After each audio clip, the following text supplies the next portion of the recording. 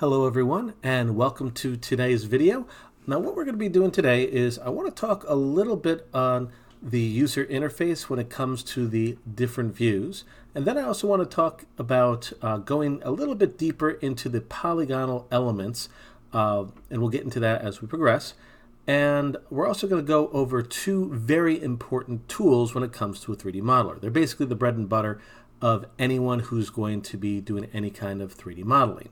If you have these, you should be able to do almost any kind of basic hard surface and so on. But let's get started with this. Okay, so to get started with this, just a little review from last time. I'm going to create myself a sphere. There we are. And I'm going to, now you can go to the little move tool that's over here, or you can hit W, which will basically make the process a little faster.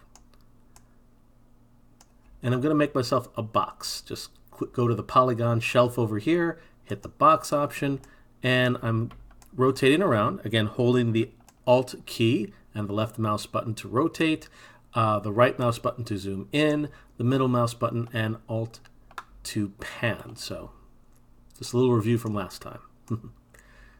and again, I hit Alt for all those. All right. Now, what I wanted to do before we actually get started with this is, again, I wanted to talk about the different views. Now, to be able to see all the different basic views for yourself, you can get there by hitting the space bar, or just hit the little button that's over here. This basically shows your 4 different views. And if you just need to go back, you can hit this button over here and you go back to standard. Faster way to do it though, hit the space bar. So hitting the space bar really quick, I see all 4 immediately. Now what these are called are orthographic views. And we have one specifically for the top, one specifically for the front, one specifically for the side. Important thing to note is this is exactly going straight down from the top view. This is going straight to from the front. This is going from the side. And because this is an orthographic view, I can't rotate this. This is normal and okay. But you can pan and you can zoom in. So just something to kind of keep in mind. If for some reason you cannot rotate anymore, it might just mean you're in an orthographic view. And that's perfectly fine, as stated before. And if you just want to focus on one of these, all you need to do is just put your mouse icon to a specific area and just hold down the space bar. Well, not so much hold it down, just hit it very quickly. Now when we start getting into some more complex modeling, that is going to be an important thing to know. But for now, I just wanted to make sure that everyone knew about that. Okay, so now I think we can get started with the modeling process. Now, interesting note, to do a lot of our modeling needs, we are going to take a more beginner's route and use a little area called the modeling toolkit. Now, this can be found at your upper right. You have a couple buttons over here. One of them looks like a hammer that's right next to a Rubik's Cube. You basically hit that, and this will get your modeling toolkit. And pretty much almost any beginner's tool that you need can be found here. Now for some more complex ones, which we will get over some of them, we'll do that a little bit later. But let's take a look at our different modes. Now just a heads up, I'm just going to zoom in a little bit, and we'll start with the cube when it comes to this demonstration. Each of this is what's called component mode. And what this basically means is, unlike what we have over here where we select our object and we move the whole thing, component mode basically means we're focusing on a particular part of our mesh. Now for this, we're going to focus on 3 basic ones. The 4th one we'll be doing at a different time. But the first one is what's called the vertex mode, or point mode in some cases. Now what this will do is it basically changes the color of your mesh, and if you were to select any of these points, because this is what it's focusing on, it'll allow you to move that point, in some cases drastically changing the shape.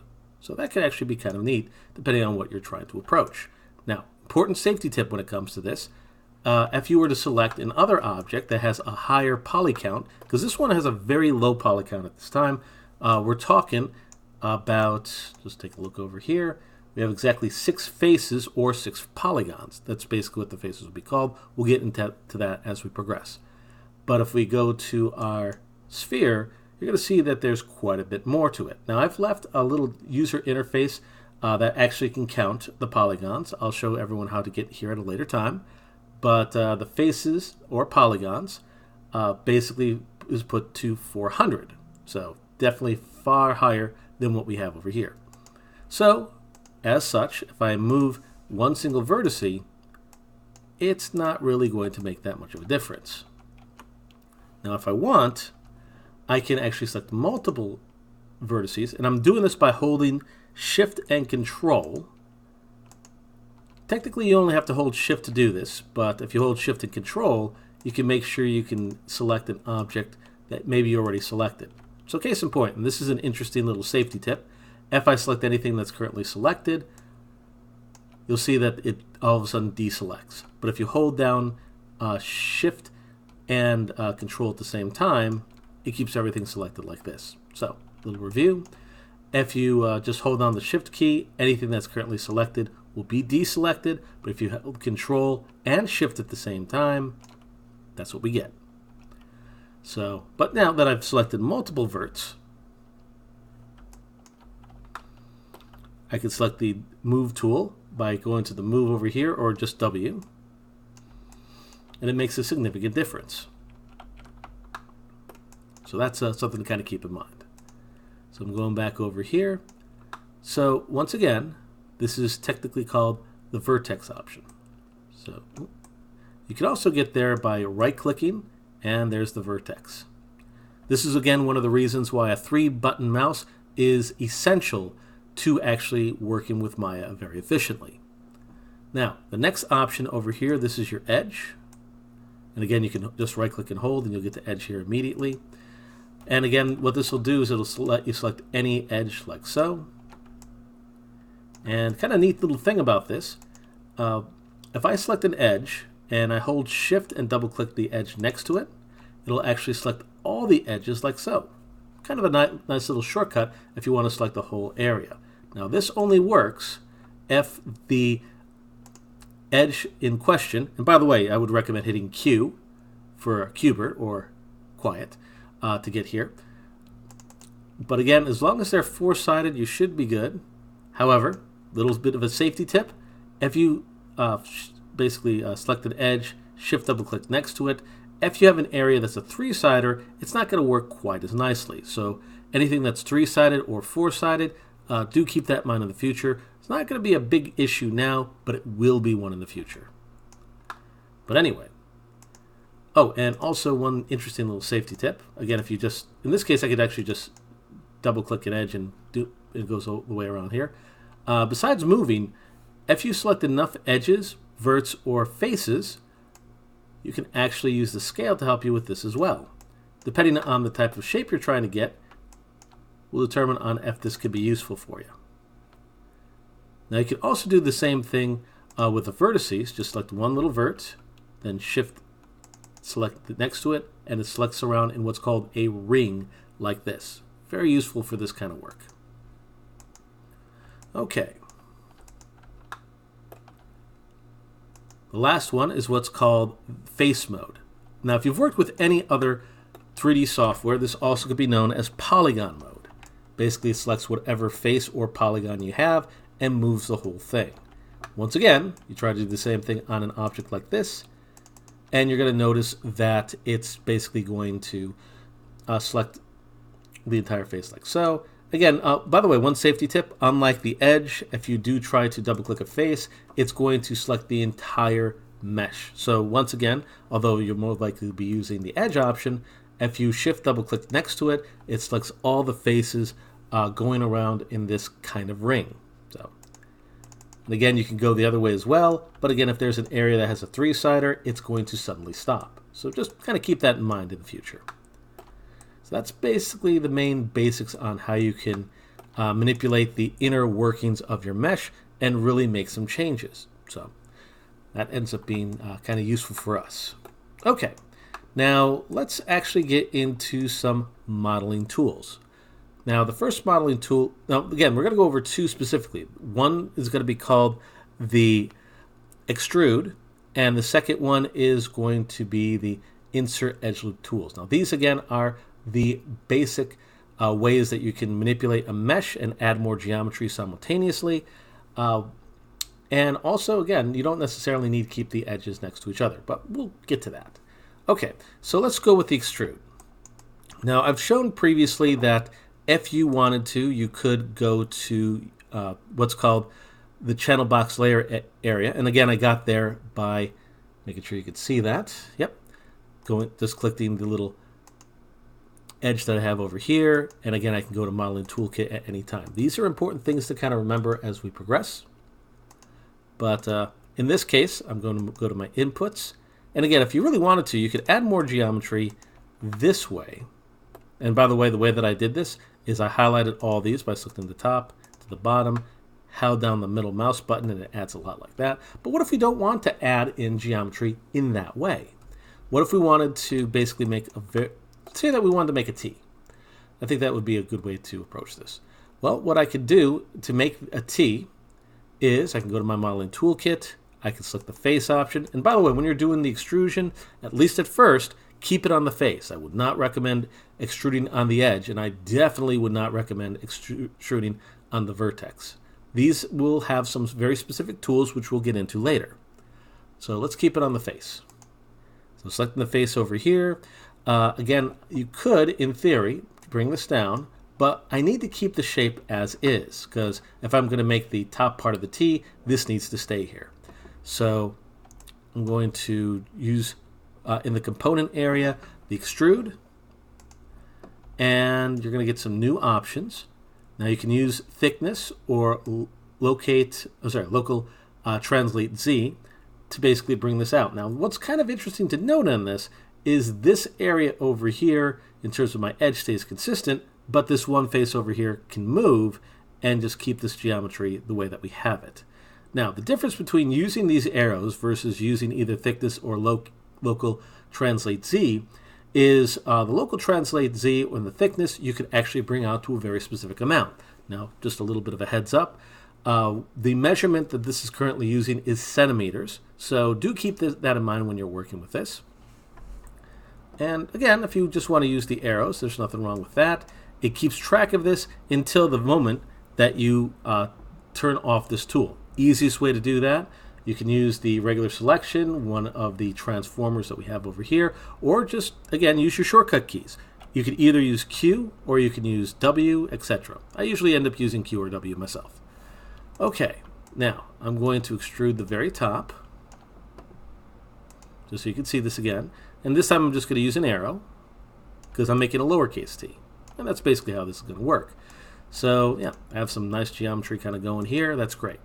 Now, also something neat to note. If you select one face, hold shift, select the other side, in theory, you could actually extrude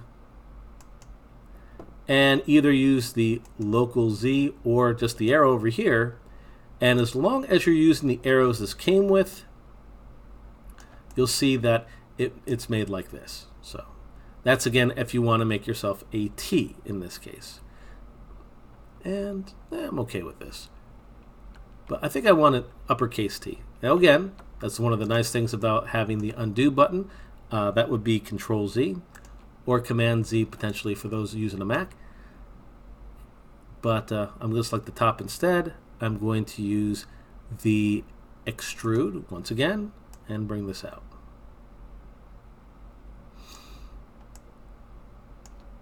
So that's basically how that works. Now, I have a use for this a little bit later, but we'll get back to this. Okay, now, the next thing I want to show, the other tool that I want to show, is again one called Insert Edgeloop Tool. Now for this tool, your best bet is to go into object mode, or basically just select this icon over here. This puts you back to this little green selection that we have, basically meaning that I'll select all the elements that is attached to this. Now, easiest way to get to the Insert Edgeloop Tool, you should be able to get there by going to, let's see.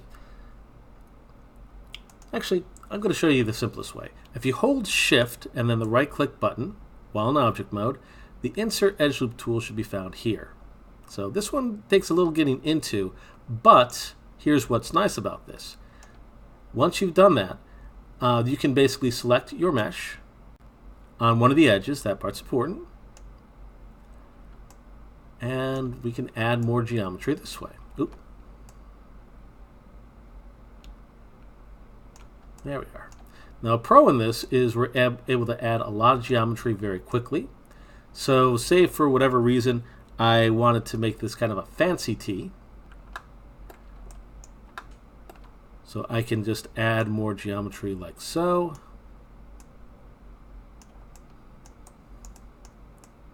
And then what I could do is I could select the vertex option, and I could do a combination of selecting the vertices. By the way, when you're done with your tool, hit W again or Q, and again I can select the vertices over here.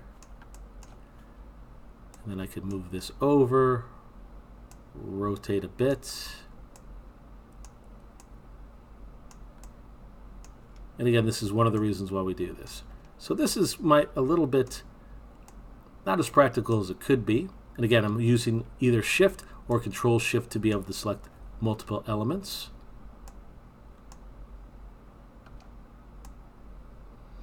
So there we go. We have kind of a fancier T and such because we were able to add that extra geometry.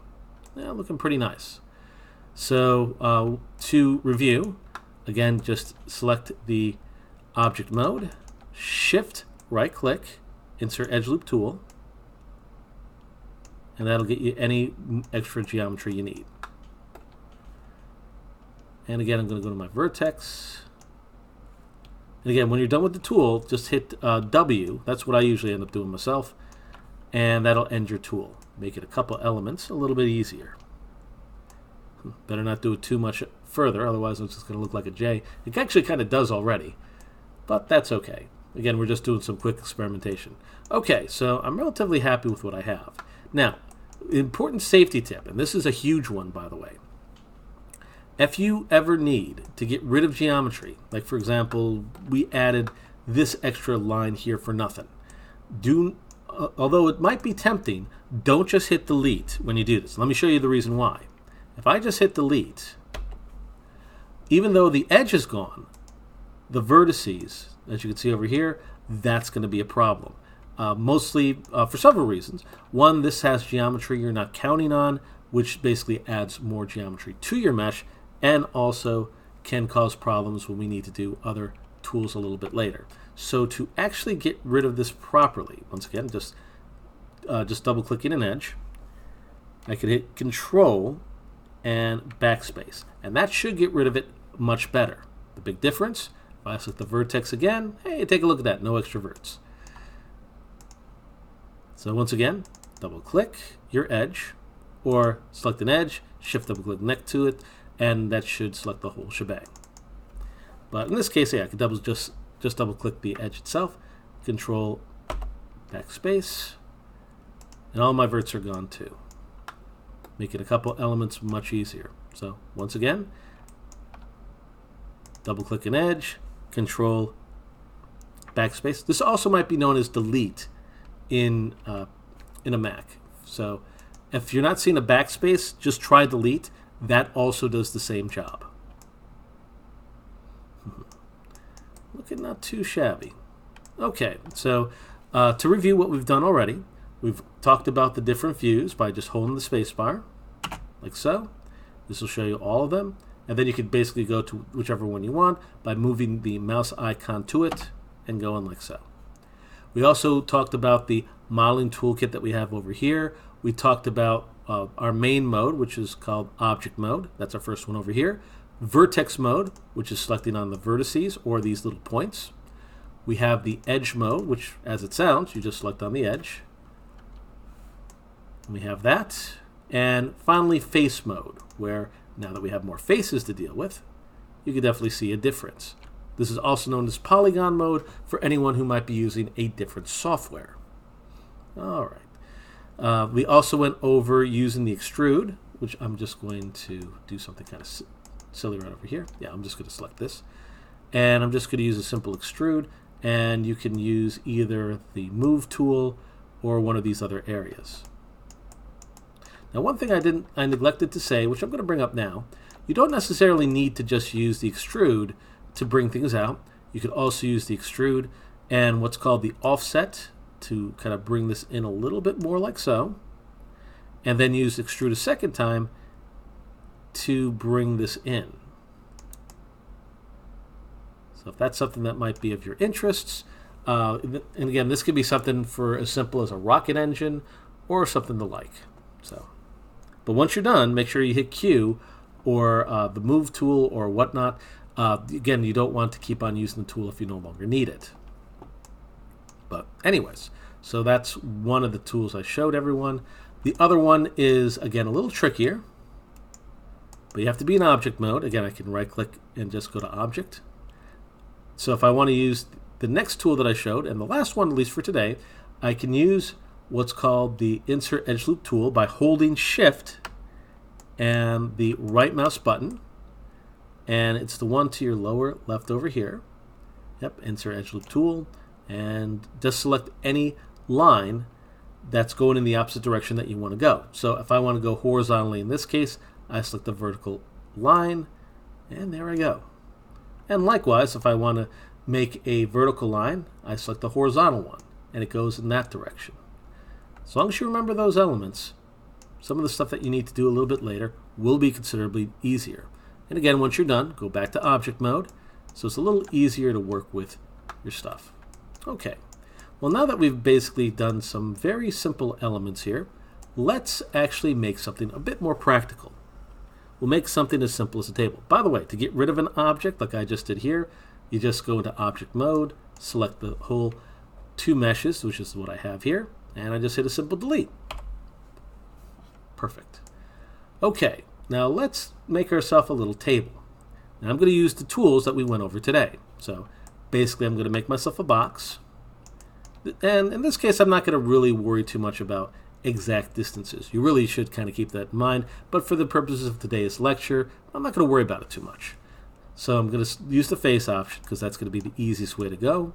Select an edge to go that way or a face to go this way, and I'm just going to bring this out a little bit more.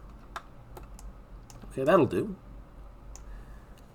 Now I'm going to be basically making some edge loops for where my table's legs are going to be, because again, tables need legs. So the easiest way to approach this, shift right click, insert edge loop tool, and just try to make a box on the corners, like what I'm doing over here. Now in this case, we're just experimenting a little bit, so don't worry about things being 100% perfect. There's going to be more tools we're going to go along with, but this is good for beginners.